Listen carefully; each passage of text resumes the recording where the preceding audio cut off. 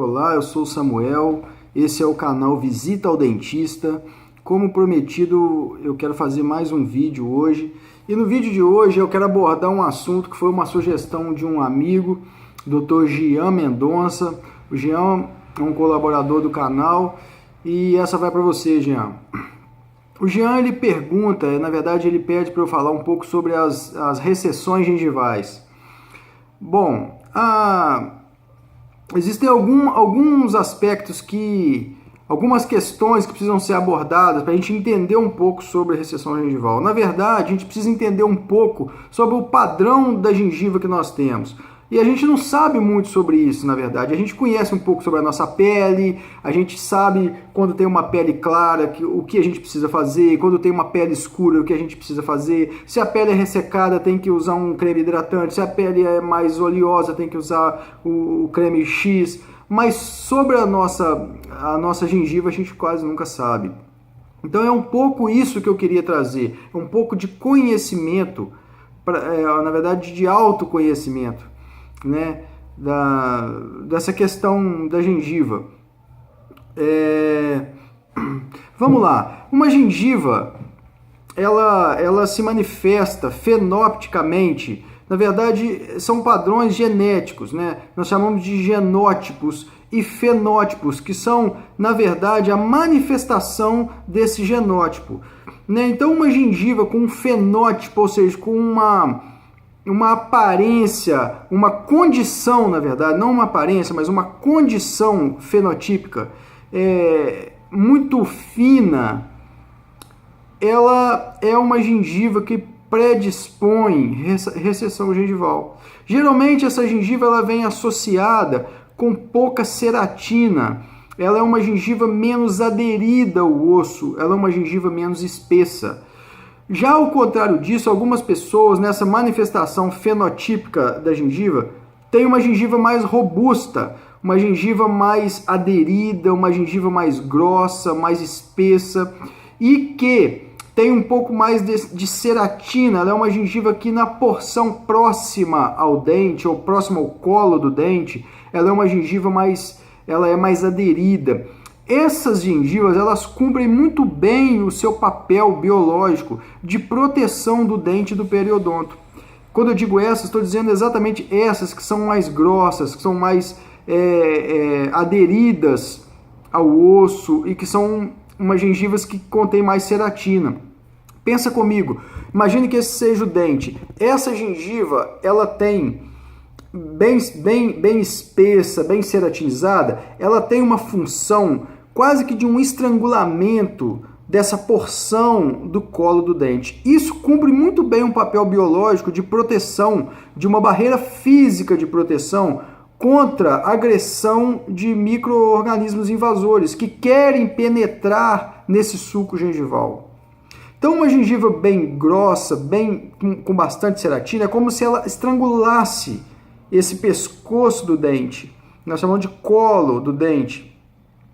Isso é uma característica de uma gengiva que, assim, é o padrão que eu gostaria que todos tivessem. É o padrão que mais vai te trazer benefícios. Ao contrário disso, uma gengiva com pouca ceratina, uma gengiva pouco aderida, ou seja, uma gengiva que seja mais fina, ela é uma gengiva que tende a ter mais recessões gengivais. E isso fica fácil de entender a partir dessa informação que eu te dei. Imagina você tendo uma gengiva flácida, com pouca ceratina, com pouco adesão ao osso aqui, e consequentemente a desinformação fazendo com que você venha com uma escova de dente, por exemplo, de cerda dura, com uma força exacerbada na sua mão, né, fazendo movimentos errados, e durante anos agredindo essa gengiva, esfregando a escova aqui de qualquer maneira, com força, com cerdas grossas. Essas poucas fibras que deveriam fazer um papel de proteção física desse dente, elas, todas as vezes que você faz isso, você está rompendo ela, você está agredindo, você está injuriando todo esse sistema que fatalmente vai ficar sempre inflamado e com consequência disso vai acontecer as recessões gengivais. É isso que acontece. Ela perde essas poucas fibras que tem nesse local, elas são tão constantemente agredidas que o mecanismo de defesa de barreira física é pouco efetivo, é pouco eficaz, fazendo com que micro-organismos penetrem com muito mais facilidade nesse sulco gengival, causando as recessões. Esse é um dos fatores, que leva à recessão gengival. Mas é claro que existem outros fatores, né? Existem, por exemplo, dentes mal posicionados na arcada dentária, fazendo com que forças que incidem sobre esse dente, elas incidem numa maneira errada, né? Em uma direção errada, fazendo com que haja movimentação, micromovimentação desse dente e causando com isso um mecanismo que nós temos, que é da movimentação do dente. Por isso, inclusive, é que você consegue fazer com que o aparelho movimente seu dente, exatamente que nós temos esse mecanismo fantástico que permite com que parte desse osso que circunda a raiz do dente, mantendo nesse alvéolo, seja reabsorvida e depositado em outra direção, fazendo com que esse dente se mova. Então, esse processo de reabsorção do osso pode causar recessão gengival. Por causa dessa força incidida num eixo errado, você tem uma desconstrução óssea, parte desse osso que segura o dente.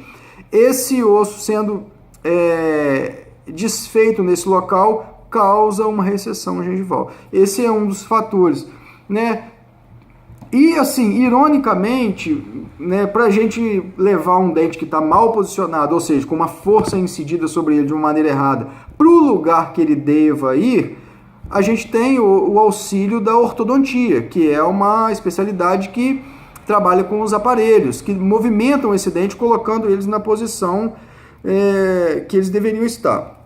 Porém, ironicamente, muitas vezes a própria movimentação ortodôntica pode ser também um fator de causa de recessão gengival, porque em determinada movimentação você vai ter essa desconstrução óssea que é causada pela movimentação proposital desse dente e dependendo em alguns aspectos, em alguns lugares para onde esse dente é movimentado, você pode ter um pouco da alteração desse osso perto do colo do dente, fazendo com que a gengiva também recida um pouco.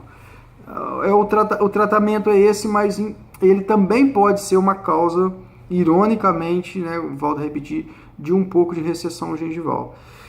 Então, também existem outras questões que podem levar à recessão gengival, como, por exemplo, a gente tem alguns freios dentro da boca, nós chamamos de bridas, que são aquelas pregas que existem, né, entre a porção interior do lábio, né, da bochecha, e parte da gengiva. Se você puxar o seu lábio na frente do espelho, você vai ver nitidamente algumas inserções musculares que tem ali. Essas inserções, quando elas estão incidindo uma força muito grande de tracionamento dessa gengiva para baixo, dependendo de onde elas estiverem inseridas, elas também são razão de recessão gengival. Você movimenta, você fala, com isso você está sempre tracionando essa gengiva para baixo.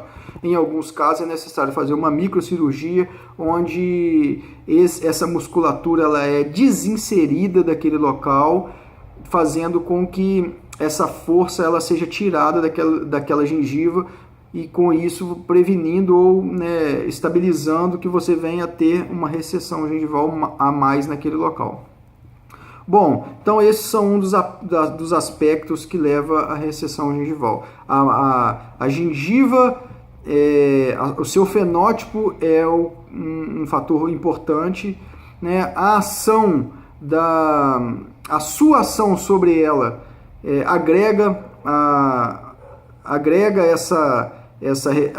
Há a possibilidade de haver recessão, né? Essa ação, eu volto a dizer, é uma escova dura, uma mão pesada, exacerbada, movimentos de fricção nesse sentido. Isso tudo leva à recessão gengival, quanto mais você está fazendo isso numa gengiva, como eu já disse anteriormente, com um fenótipo ruim, com um fenótipo muito fino. Então, não se deve fazer movimento de fricção com escova dura, nem com qualquer escova com mão muito pesada. Deve-se fazer sempre o movimento de varredura da gengiva em sentido ao dente. Sempre trazendo nesse sentido. De cima, no caso, de cima para baixo e de baixo para cima. Com isso, você vai estar fazendo uma